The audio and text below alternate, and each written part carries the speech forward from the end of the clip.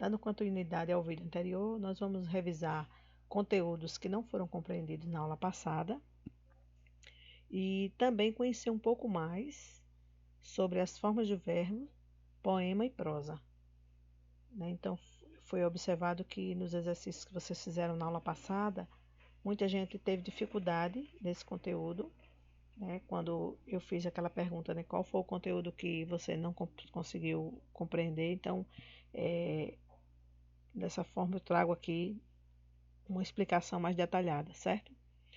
Então, primeiro, com relação às formas nominais do verbo, que é interessante, às vezes a gente na fala, a gente não percebe, mas na escrita é muito importante a gente entender o porquê dessas três formas, infinitivo, gerúndio e participo. Cada uma tem uma razão de ser, certo? E a gente vai entender melhor cada uma. Tem a sua forma tem sua explicação. Então, no infinitivo, é uma ação que você vai observar, que ela está definida. Já foi estabelecida, certo? Já no gerúndio, é uma ação que está ainda acontecendo. E no particípio, é uma ação que acabou de acontecer, certo? Então, vamos dar uma olhada nos exemplos, tá? Primeiro, veja, a primeira forma nominal, tá? Ainda persiste muito erros, como as pessoas não colocam o R no final dos verbos. Então, eu tenho aqui alguns exemplos quando eu digo assim: ela deve gostar de estudar. Veja que tem um R no verbo gostar e tem um R no finalzinho do verbo estudar. Essa forma é chamada de infinitiva, certo? Fazer exercícios é importante. Você precisa sorrir sempre. O pôr do sol é maravilhoso. Veja que todos os verbos aí, como gostar, estudar, fazer, sorrir, pôr, são verbos que estão na forma infinitiva, certo? E aí eu trago um exemplo de uma frase que muita gente corre no erro, de escrever errado. Por exemplo, escreve assim, ó. Olha como escreve. Eu quero arruma um emprego. O verbo arrumar tem que vir um R aí. Não pode esquecer. Olha só anteriormente. Eu quero arrumar um emprego. Então, essa forma é a forma infinitiva, certo? Não é essa forma aqui, não. Quando eu digo eu quero arruma, veja a diferença entre arrumar e arruma. A gente deu uma aula passada, acho que mês passado, uns 2 meses atrás, sobre isso, mas tem pessoas ainda que escrevem errado. Eu fico muito feliz porque eu vi que muita gente consertou na escrita essa questão, mas tem gente ainda que não percebeu a questão do uso do R. Então, fiquem ligados a isso, que tem um R no finalzinho do verbo arrumar, tá? Essa é a forma infinitiva. Então, a diferença entre quando eu falo arrumar e arruma, a pronúncia é totalmente diferente. E aí eu trago algumas frases que eu vi nos exercícios, em alguns exercícios de estudantes. Por exemplo, tem estudante que escreveu assim. Ele queria dizer essa última frase aí: poder me formar em direito. E ele escreveu nessa outra de cima aí, ó. Pode, mim, ele não botou nem o mi, né? A pessoa não botou nem o mi. Pode, mim, forma em direito. Quando eu leio a frase é desse jeito. Diferente dessa de baixo. Poder me formar em direito. Olha o infinitivo do verbo poder, do verbo formar. E ainda de quebra botou um mim, que não é mim, é mi. Não se usa mim no meio, certo? Não se usa jamais o mim no meio. O meio geralmente é no fim e depois do para, certo? Então, é poder me formar em direito. Fica atento nessa questão. Outra pessoa botou assim, ó. Trabalha muito para que eu possa sair do país. O verbo trabalhar deveria ser trabalhar muito para que eu possa sair, também tem que vir no infinitivo, do país. Então, 2 erros aí que cometeu. Isso é muito importante, ficar atento como se escreve o verbo no infinitivo, que é usando o R. Tem muitos erros ainda nessa questão da escrita, tá? Então, trabalha é diferente de trabalhar. Sair é diferente de sai. E aí eu trago uma outra forma do verbo, né? Outra forma nominal do verbo, que geralmente é terminado em DO ou DA, TO ou TA. Por exemplo, esse verbo aí gostar, olha só. Ela deve ter gostado de estudar. Você deve ter feito a prova. Você tem sorrido muito. O jantar foi posto. Olha as formas particípio dos verbos aí. Do verbo gostar é gostado. Do verbo fazer é feito. Do verbo sorrir é sorrido. É estranho, né? Mas é isso mesmo. E posto, de pôr é posto. O jantar foi posto. E aí eu trago, né, vários exemplos de particípios. O particípio ele é uma ação que já se encontra finalizada. Olha, o jantar foi posto, ou seja, já aconteceu. E eu trago exemplos de vários verbos, e tem muitos, você depois pode pesquisar outros. Por exemplo, do verbo soltar, é soltado ou solto, certo? Do entregar, entregado ou entregue. O verbo morrer, morrido ou morto. E do verbo imprimir, imprimido ou impresso. Geralmente as pessoas usam muito imprimido, mas a forma também é impresso, tá? Ou impressa, dependendo, né? Tá certo? Então veja que tem algumas exceções aí, porque, por exemplo, imprimido terminou com DO, mas já impresso não terminou com DO, né? Como também entregado, entregue, certo? Então vamos dar aqui. Aí eu pergunto a você, você diria aberto ou abrido? Tem gente que usa a forma abrido, né? O comércio foi aberto. Abrido não se usa mais, viu? O comércio foi aberto, então o correto é aberto. E a gente vai ver o gerúndio. O gerúndio é uma ação que ainda está acontecendo. Olha só essa frase aí. Estou cursando o ensino médio. Né? A ação ainda está ocorrendo. Então, NDO, gerúndio NDO, tá? Em inglês é ING, né? Estudando, studying, né? Então, em inglês é diferenciado, né? Termina com ING. Já em português é NDO. E uma outra dúvida que ficou foi sobre classes gramaticais, as variáveis e invariáveis. Gente, por que variáveis e por que invariáveis? Vamos entender um pouquinho?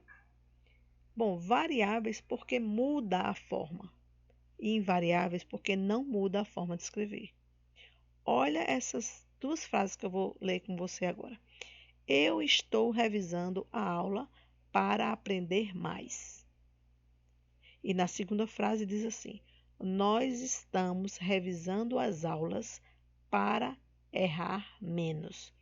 Veja, quando eu troco o eu quando eu boto no plural, né? Eu digo, eu estou estudando e nós estamos. Veja que quem mudou? O verbo está.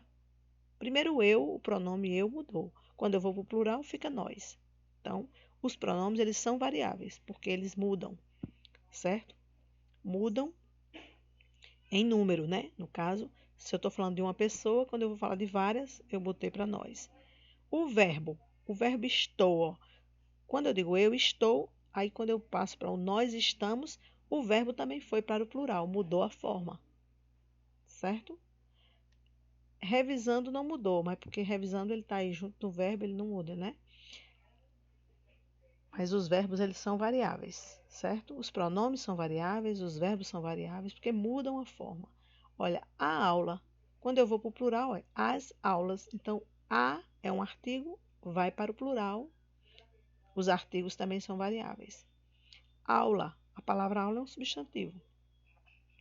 Aula, vai para o plural, também muda a forma. Então, algumas classes gramaticais elas são variáveis, outras não. Por que variáveis? Porque elas mudam ou em número, ou em gênero, ou em grau, certo? Aí, olha só, o para. O para ficou do mesmo jeito. Para é uma preposição. As preposições elas não são variáveis, certo? Com, de, para, em, são invariáveis. Então, as preposições são a classe de palavras que elas não mudam. Você pode escrever para, sempre para, tá? Errar menos. Olha, quando eu digo mais e menos, tá? É em grau. Ó. Mais é uma coisa maior, né? Em grande quantidade. Menos é em pouca quantidade. Então, mais e menos é variável, certo? Variou aí em grau, né? Certo? Então, só para você entender, a questão das classes gramaticais são 10 classes, né? Algumas variam, porque mudam em gênero, em número e em grau, certo? Algumas vão para o masculino e feminino, algumas vão para o aumentativo e diminutivo, e algumas vão para o singular e outra para o plural. Então, por isso que é chamado de variáveis e invariáveis. Não sei se você entendeu, mas a gente vai fazer um pouco de exercício e você vai poder esclarecer mais, certo? Uma outra questão que também gerou dúvida foi a questão do culto, da linguagem culta e a linguagem coloquial, certo? Só enfatizando, a linguagem culta, gente, é a norma padrão, é aquela linguagem que você não usa em qualquer lugar. Né? Você, por exemplo, quando vai escrever, você não escreve, por exemplo, um texto, uma redação, um documento, um ofício. Você não vai escrever uma linguagem coloquial, você não vai a linguagem do dia a dia. A linguagem coloquial é a linguagem da conversa da gente, daquele do dia a dia que eu digo oxente, vice, né? Eu digo menina, você, né? É bem informal, certo? Então, culto é quando é padronizado, é uma coisa mais cheio de normas, né? Tem uma norma. E coloquial é a conversa do dia a dia, certo? Eu vou dar um exemplozinho aqui. Por exemplo, veja bem, você poderia botar isso numa redação. A galera fez a atividade. Galera é uma gíria. Eu não posso escrever, né, essa palavra galera num texto de redação, né? Então, tem determinadas expressões ou palavras que nós não podemos escrever em determinados lugares, em determinados contextos, certo? Como, por exemplo, o nome feio. Às vezes você usa um palavrão, você vai fazer, vou colocar um palavrão num texto. Imagina aí, né? Tem pessoas que usam palavrão, mas é estranho, né? É muito estranho. Você, dependendo do lugar onde você está, ou né, do contexto onde você está inserido, você utilizar determinadas palavras. Então, a gíria, palavrões, isso jamais devem ser utilizados em determinados lugares, né? Então, não tem lógica, não faz sentido. Olha esse outro exemplo. Quando eu digo assim, todo mundo ficou irado com o governo. A palavra irado é uma gíria também. Então, eu não posso utilizar isso dentro de um texto dissertativo, tá? Então, só para diferenciar, a linguagem culta ela tem a ver com a escrita. Quando eu escrevo, por exemplo, documentos, né, ofícios, alguma carta oficial, algum documento que eu vou, uma declaração, né, um convite, tudo isso eu vou utilizar numa linguagem culta, certo? é utilizado em determinadas situações formais, né? Ou seja, que precisa da norma, certo? Já a linguagem coloquial, não. Ela é utilizada na conversa, na fala, certo? Lembrando que a culta é na escrita e a coloquial é na fala. Então, eu posso, na fala, usar gíria. Eu posso usar, tem muitas pessoas que botam na redação, tipo assim. Isso não pode, essa expressão, tipo assim, eu não posso botar isso na redação. Aí, não posso usar isso, etc. Também não posso utilizar isso. Eu posso falar na minha fala eu posso. Ah, gente, foi tanta coisa, aí eu posso usar um etc. Pra é uma contração de para. Eu não posso utilizar o pra numa redação. Como também, às vezes, eu escrevo no WhatsApp, VC, não posso usar isso num texto formal. Nem a gente. A gente também é do dia a dia, né? Ah, a gente fez isso, a gente fez aquilo. A gente é algo mais da conversa, certo? Então, só para esclarecer essas questões das normas culta e coloquial, tá? Aí uma outra dúvida que ficou também foi sobre poema e prosa. Gente, o poema, ele é recheado de versos, de rima, de estrofes, tem todo um formato, certo? Ele é feito em formato de poesia. O poema ele é utilizado em partes, é um texto diferenciado. E a prosa é algo diferente, é um texto corrido. Geralmente, ou eu conto uma história, ou eu faço um texto dissertativo falando sobre algum tema. Eu utilizo geralmente em livros, você encontra a prosa em livros. Lógico que existem livros de poemas, mas os livros, uma grande maioria, são feitos em prosa, né? Que geralmente eles narram fatos, eles contam histórias, eles falam sobre alguma temática, certo? Então, a revisão desses conteúdos, a gente vai aplicar em forma de exercícios para ver se você esclareceu mais. Se você tem dúvida, procura, manda mensagem. Vocês têm a plataforma, vocês têm o WhatsApp, então podem tirar dúvida. Tem aí o canal do YouTube, né? Que quem está acessando, vendo aí pelo canal, pode tirar dúvida que a gente vai esclarecendo, certo? Tem mais coisas. Isso aqui é apenas uma revisão. Você pode pesquisar. Esse conteúdo aqui é mais para provocar mesmo o seu interesse em aprender, mas você pode buscar outras fontes de pesquisa, né? Vai em site, vai em livros. É muito importante ter um hábito de leitura, de pesquisa, de estudo. Criar esse hábito é muito importante no dia a dia, tá bom? Então, a partir de agora, a gente vai fazer um exercício.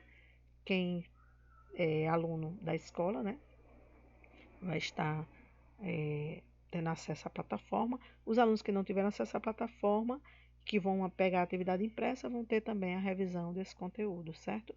E você que está assistindo pelo canal do YouTube, né, eu quero agradecer a sua audiência, né, de você estar sempre atento nessas aulas. Obrigada, certo? Divulgue, pode divulgar essa aula para outras pessoas, que é muito importante. São questões que às vezes a gente estudou no ensino médio e não lembrou, não foi tão claro, né? É, estamos hoje numa outra fase, a gente vai amadurecendo, a gente vai valorizando mais o aprendizado, né?